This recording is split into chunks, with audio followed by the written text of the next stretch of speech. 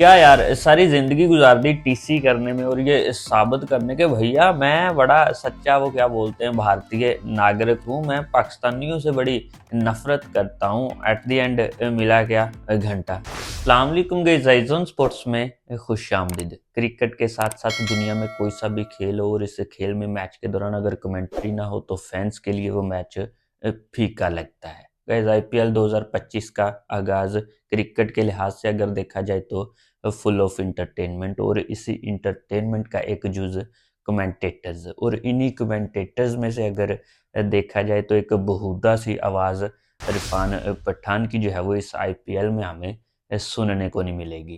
ज़ाहिर सी बात है, कमेंटेटर्स जो है वो जैसा कि मैंने बोला मैच को एक अलग रंग देते हैं, लेकिन इनमें से कोई आवाज़ें ऐसी भी होती हैं जिनको आप सुनना नापसंद ही करते हैं। तो पर्सनली मुझे ये एक नापसंदीदा आवाज़ है मेरे लिए तो इरफान पठान की। और इन जनाब की आवाज़ इस आईपीएल में हमें कमेंट्री बॉक्स में से क्यों सुनाई नहीं देगी वो भी आगे चल के आपके साथ शेयर करता हूँ, लेकिन ये वाज़ह करता जाऊँ कि गाइस, इरफान पठान वो नाम है जिसने हमेशा से अपनी घटिया तनकीद और नाज़ेबा बयानात से ये वाज़ह और टीसी करने की कोशिश की है कि भाई साहब मैं बड़ा सच्चा भारतीय और पक्का हिंदुस्तानी और ख़ासतौर पे मैं पाकिस्तानियों से बड़ी नफ़रत करता हूँ। इस चीज़ से तो आप एग्री करोगे। और अगर देखा जाए तो और भी तो बहुत सारे भारतीय साबका प्लेयर्स हैं, जिनमें से अगर देखा जाए तो युवराज सिंह है, एमएस धोनी है, ऐसे बहुत सारे बड़े-बड़े नाम जिनको मैं गिनवाऊँ, सौरव गंगोली, लेकिन उनकी जानिब से ऐसे कोई बयानात, ऐसे कोई स्टेटमेंट्स जो है वो पाकिस्तान के अगेंस्ट हमें तो ना देखने और सुनने को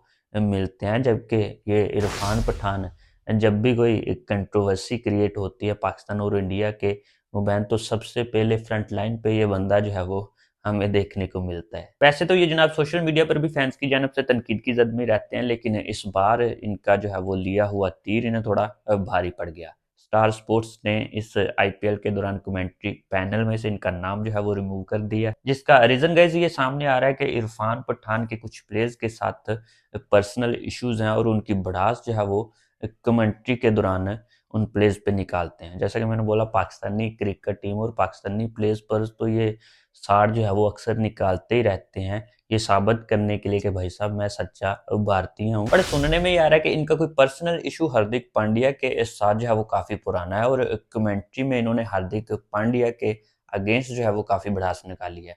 पिछले रिसेंट लास्ट आईपीएल में अगर देखा जाए तो मुंबई इंडियन का जिस तरह से रिकॉर्ड रहा है थ्रू आउट द टूर्नामेंट, तो जैसा कि आप जानते हो उसकी कप्तानी जो है वो हार्दिक पांड्या के हाथों में थी, तो इन जनाब ने कोई ऐसा मौका जो है वो हाथ से नहीं जाने दिया। तो जिसमें इन्होंने ये तक बोला है कि हार्दिक पांड्या जो है वो एक ओवररेटेड प्लेयर है और टीम इंडिया को इसकी कोई खास ज़रूरत भी नहीं है। नो डाउट जिस तरह की कप्तानी जो है वो, और जब वो हार आती है तो कप्तान पे तनकीद तो होती है।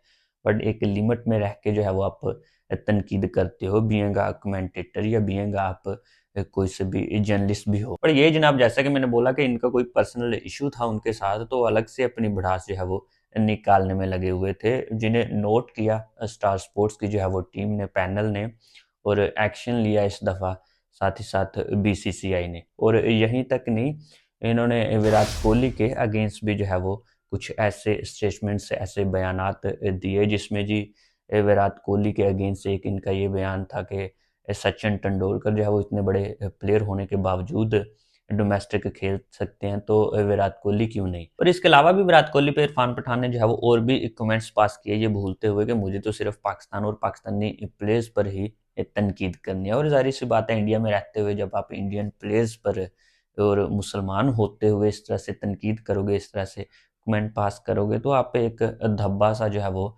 लग जाता है, जिसे बोलते हैं देश द्रोही का। उनके यहाँ ये ट्रेंड है और जो उनकी सोच है वो यहाँ तक की है। तो दैट्स द रीज़न कि गाइज़, इरफान पठान की आवाज़ जो है वो इस आईपीएल में हमें स्टार स्पोर्ट्स के कमेंट्री बॉक्स में से सुनने को नहीं मिलेगी और मैं वैसे भी सुनना ही नहीं चाहता। जैसा कि मैंने स्टार्ट में बोला, एक बेहुदा आवाज़ है और कमेंट्री में मुझे कोई ख़ास इनकी जो है वो आवाज़ अच्छी भी नहीं लगती, तो नहीं है तो अच्छा है। बट इरफान पठान भी कहाँ पीछे रहे, अपना यूट्यूब चैनल जो है वो उन्होंने ओपन कर लिया। जो उनके फैन्स हैं, जो उनकी आवाज़ के शौकीन हैं, वो उनके यूट्यूब चैनल पे जो है वो उन्हें सुन सकते हैं। बाकी गाइस कमेंट सेक्शन में आप ज़रूर बताइएगा कि इरफान पठान के साथ ये अच्छा हुआ या कि बुरा। इस वीडियो में यहाँ तक कि नेक्स्ट वीडियो में आऊँगा नए टॉपिक के साथ। दुआओं में याद रखिएगा।